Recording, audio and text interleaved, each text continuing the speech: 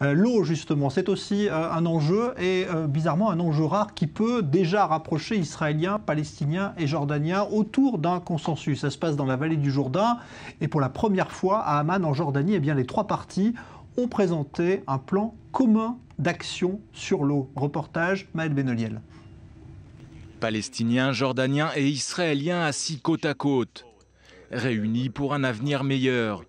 Un avenir qui passerait par le développement durable de la vallée du Jourdain, avec sa rivière, du lac de Tibériade jusqu'à la mer Morte. Concilier l'environnement, l'économie et le social, tel est le plan proposé par Ecopeace Middle East, une organisation non gouvernementale trinationale dirigée conjointement par ces trois hommes. Un plan dans lequel l'eau et son partage sont au cœur de ce projet. La vision de ce plan est de transformer la rivière du Jourdain, faire de ce fleuve abandonné une source d'eau saine et polyvalente qui permettra à ce dernier de couler à nouveau. L'idée, c'est de pouvoir utiliser cette source pour son eau potable, mais aussi pour développer le tourisme, l'agriculture et le commerce.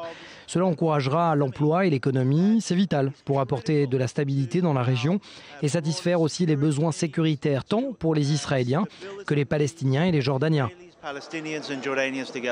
127 interventions spécifiques ont été identifiées et seront nécessaires à la réhabilitation de cette région. Une région stratégique pourtant laissée à l'abandon selon cette ONG. L'écologie ne connaît pas de frontières. Tous les pays doivent unir leurs forces car nous sommes en train de perdre le Jourdain. Nous devons coopérer et pour une fois ne pas mêler la politique à cela. Autrement, nous ressortirons tous perdants. Un plan global où l'écologie a un rôle majeur et dans lequel tout le monde est gagnant. Nous sommes trois pays, nous ne pouvons pas ignorer cette réalité. Nous devons vivre les uns avec les autres et régler nos problèmes pour le bien de nos peuples. On ne peut vivre librement si le peuple a soif, cette région a soif. La politique n'a rien à voir là-dedans. Ce n'est pas la politique qui réglera les problèmes de cette région. Une coopération régionale soutenue par l'Union européenne et financée en majeure partie par la Banque mondiale. Nous nous sommes rendus compte que cette région dépend de plus en plus des ressources d'eau communes à cause de la croissance démographique et économique. De plus, la surexploitation des ressources d'eau communes et leur partage équitable représente un défi en matière de relations internationales qu'il faut savoir relever.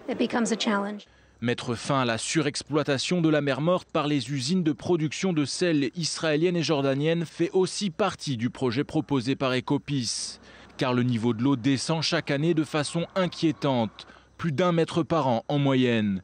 Un véritable risque écologique, économique et géostratégique pour la région. Et si le développement durable était la solution pour parvenir à la paix?